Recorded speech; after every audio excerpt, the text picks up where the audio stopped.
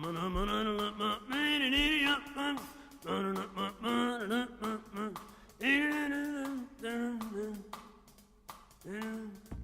it going, guys? Welcome to Metal Gear Solid 2 Sons of Liberty. I am Beagrie from EuGaming, and I'm going to be reminiscing a classic game here. So let's talk about a couple of the quick facts about the game. It was released in the EU on March 8, 2002. Since then it's been released on the Xbox and Microsoft Windows, and most recently it's been released as part of the Metal Gear Solid HD collection on the PlayStation 3 and Xbox 360. That was released on the 3rd of February 2012. So the footage that you're seeing is from that HD collection, and I think I recorded this on the 4th of February, so pretty recent footage. I did try and upload this video before, but due to copyright issues I had to take it down, so hopefully there will be no problems this time around. So what do I remember about Metal Gear 2? I remember buying it probably about 2 years after the game originally came out, so probably in about 2004, something like that. I didn't know that the game came out, but I remember playing Metal Gear Solid 1, and I just thought to myself, yeah, I gotta buy that, it must be like that Metal Gear Solid that I used to play. So I bought it.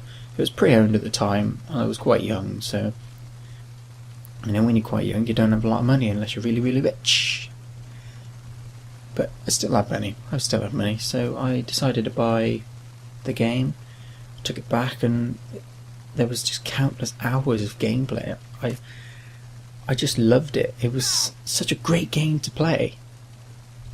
It was the fact that it carried on with the story from the first game, and I think games, sequels and prequels and all that kind of stuff, if games match in with the story, it's like, for me it's so much more appealing to play.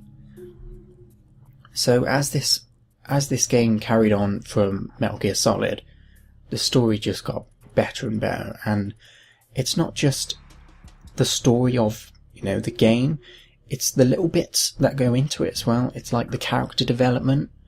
So you got Snake's character development, and you got Raiden, and then you got Snake and Liquid, how that all fits in. You got Ocelot as well. Ocelot has been in every single Metal Gear game that I can remember. So he starts off in Metal Gear Solid 3, which is obviously set in 1964, Operation Snake Eater, and you know, it just goes on from there. And Ocelot is he is a key player in all of the Metal Gear games, because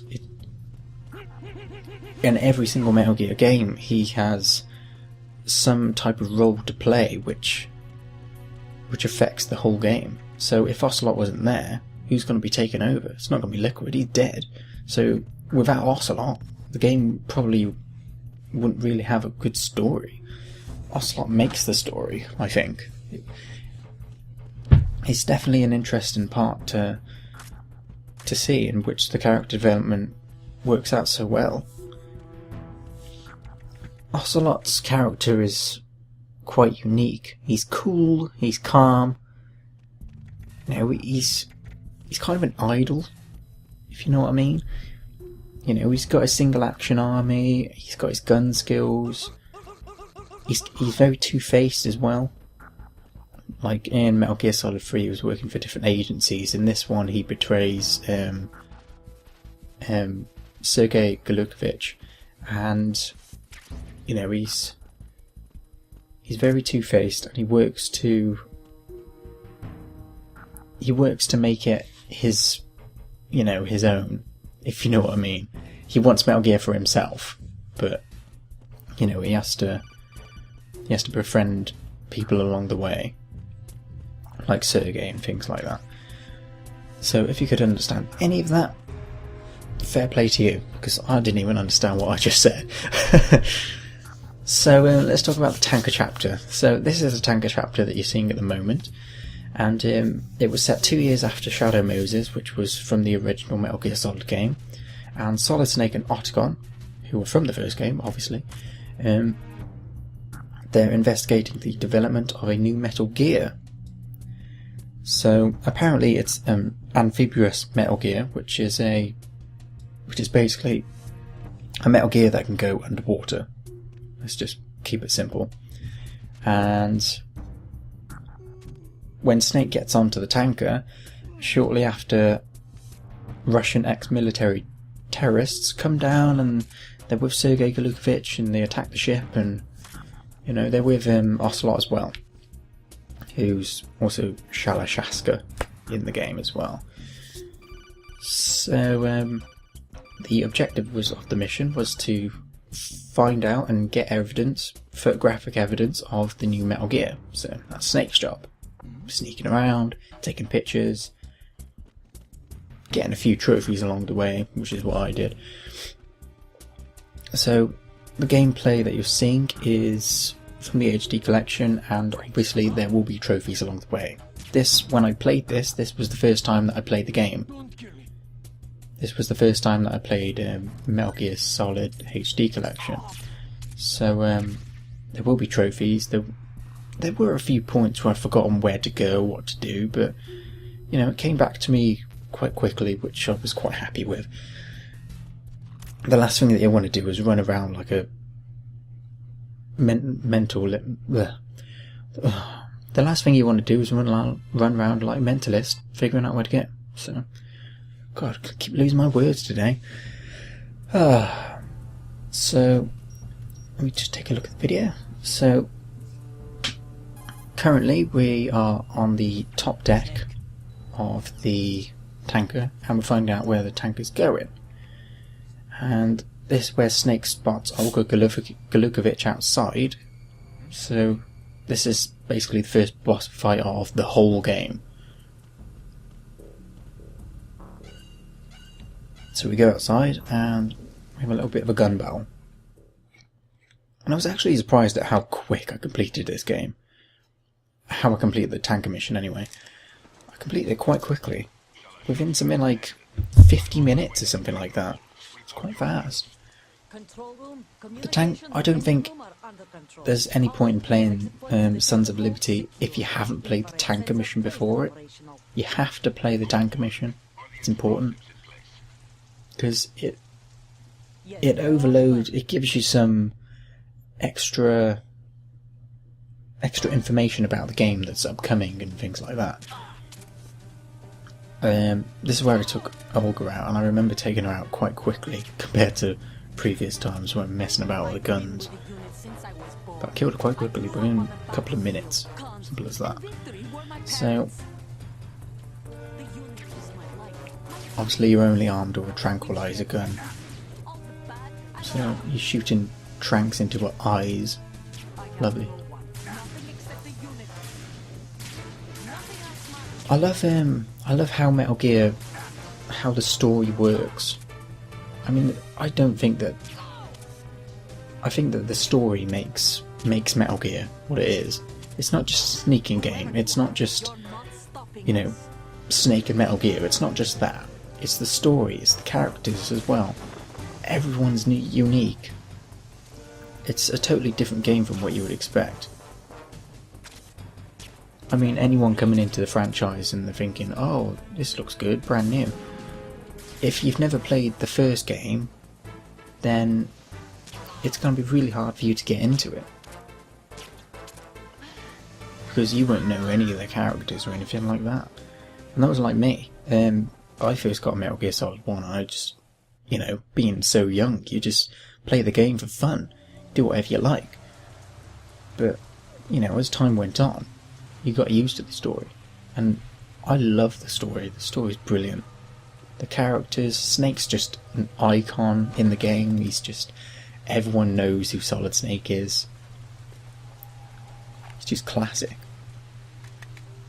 Although I do wish that Metal Gear Solid 1 had graphics like this. I know they released Twin Snakes, but the graphics were nowhere near as good as this.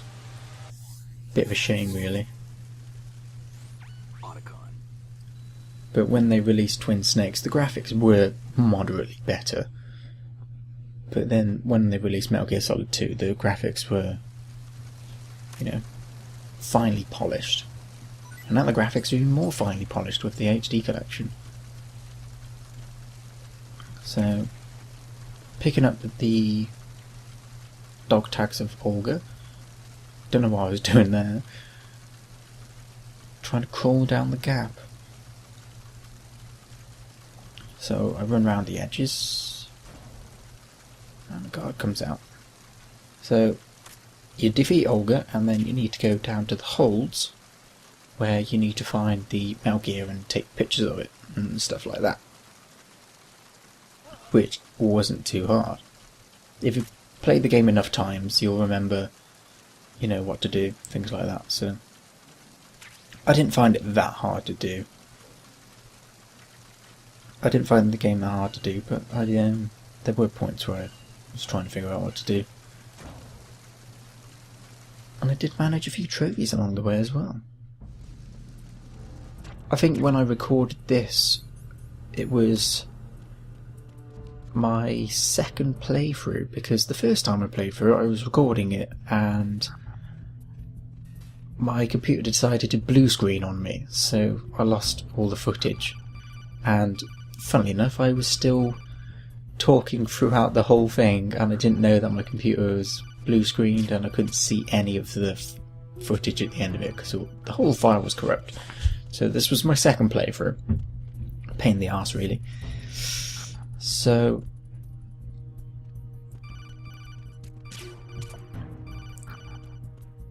you think about it, Snake. Let's talk about Snake's character development. I mean, he started off in Metal Gear Solid Snake, right?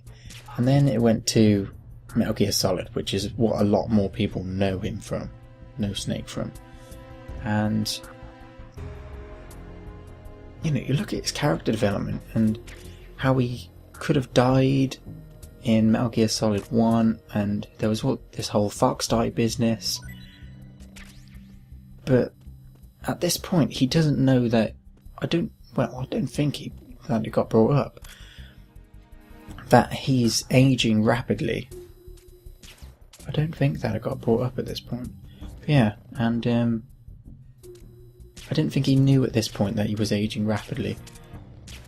And obviously in Metal Gear Solid 4, this is when, you know, he turns really old and, you know, he's close to dying and things like that.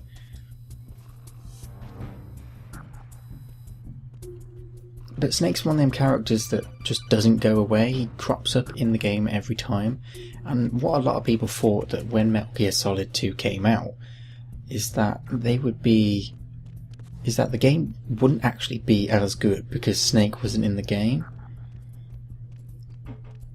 He was in the game, but he wasn't in the game as much. I know I felt it. I did want him to be in the game a little bit more. It's a bit of a shame, really, but the Tanker Mission gets to use Snake, and that's an important part, really, because I think that's what a lot of people wanted. And a lot of people didn't like Raiden because he was a new character, because of the way he looked, blonde hair, you know. It's just, it wasn't as interesting as Snake's story, but Snake's story is still amazing. And Raiden's story's not bad, it's just you could find it a little bit repetitive at times, you know.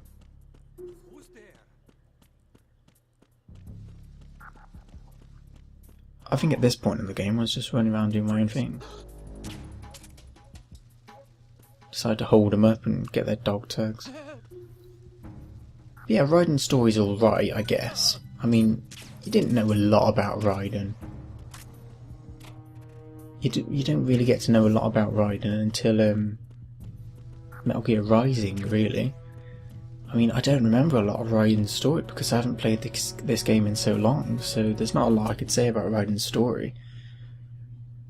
But I'm sure when Metal Gear Rising comes out, it's going to shed some more light on it. Although they've changed the developers, so I don't think that the game's going to be the same as, you know, it could be. You know, this great game that they brought out trailers for and all this kind of stuff, but it's a shame, really. I would have loved it to be like the trailers that they showed, you can slice through anything. They were brilliant, but they've changed it. They've changed the developer, which is a shame, really. But still, I'm gonna get the game. It's going to be part of my Metal Gear collection, and so I'm not going to let it ruin it, really. So we're in the engine room at the moment, and this is where Snake sees Raven. Actually killed him a couple of years back in Shadow Moses, but it's only a figure. Nice dead body there, lovely. See, I don't understand, why would you shove a dead body in a locker when all the other guards, like on the top deck and that, they're all just scattered about? I don't understand it. This is where I get about 4-5 neck breaks in a row. Just decided to run around and break all their necks instead of sneaking past them.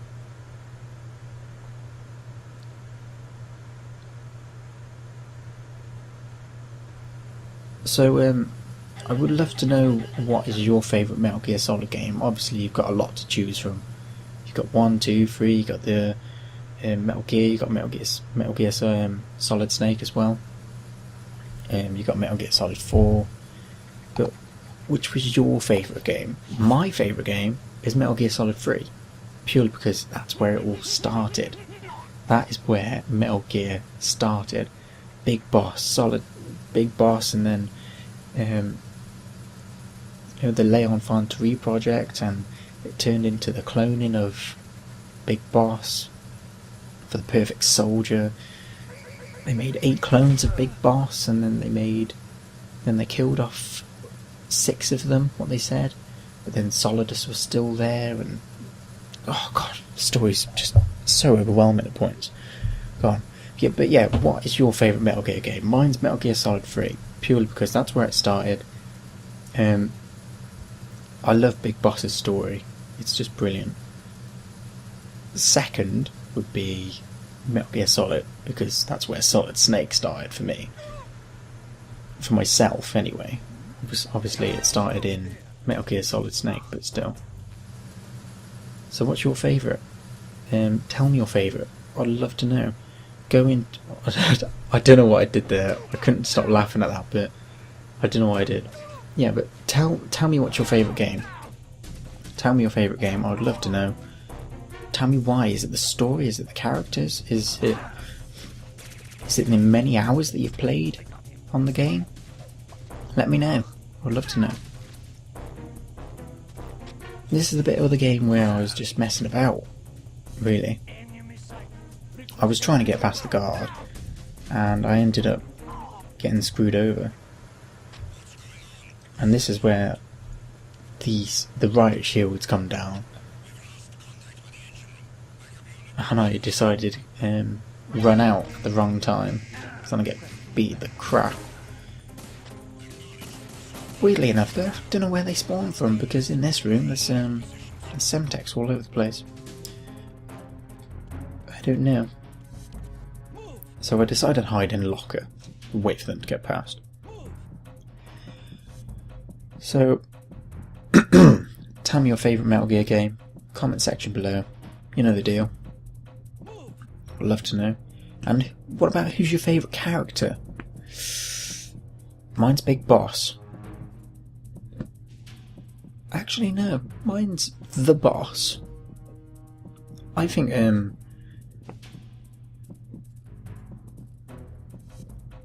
I think it was a very different. I think it was a very different character from what you might expect. But you think about it, the Boss made Big Boss who he is. You know, with his CQC and things like that. And if the Boss never taught Big Boss anything, then you wouldn't really have Peace Walker either. You know, every character builds into the story, so it's really important. Everyone's an important factor in the story. Apart from Colonel Volgin. Don't know why Colonel Volgin was there. He wasn't really that big of... He wasn't really mentioned in the story that much, was he? you know, in the later stages. Well, so we destroy these transmitters so that we can get past these infrared sensors. I think at that point I was looking for the thermal goggles, but I didn't pick them up. The thermal goggles were at the top of the ship, and I didn't get them. Got dog tags though, bonus.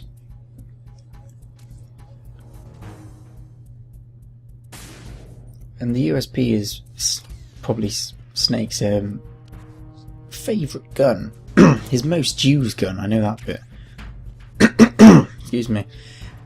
You always see Snake in the cutscenes with a USP. I rarely see him with a different gun. Unless you're talking about Metal Gear Solid 4, where, you know, he walked around, I can't remember what gun it was. I haven't played that game in ages, wow. So, this is the point where I was looking to take pictures of the ghost that is running down these halls, but I couldn't remember where the ghost was, so, and it was somewhere near this dead body, I remember it. Because it was so long ago, I don't remember taking the picture of the ghost. But I knew it was around here. Must have been near the door, or back near the pipes, I don't remember. Oh well. So, we go down the corridors and we encounter a couple of guards along the way, and soon enough we'll see Shalashaska, or Ocelot. He's obviously a big part of the game. But God, this game has come out 10 years ago. Almost 10 years ago. Today's the 21st of February 2012, and it came out in Europe on March the 8th, 2002, so God, it's so close. Good God. 10 years. 10 years, wow. That's just flown. That's flown. And I think Metal Gear Solid 3 came out in 2008? No, it didn't. Not 2008, that was Metal Gear Solid 4. I think it came out in 2005, I can't remember. But Metal Gear Solid 4 was brilliant. I mean, it ended Snake's story so well. I think there was a point where I had to play it through it again because there were unanswered questions. There were questions that I wanted to ask, and there were no answers. I had to play through it again.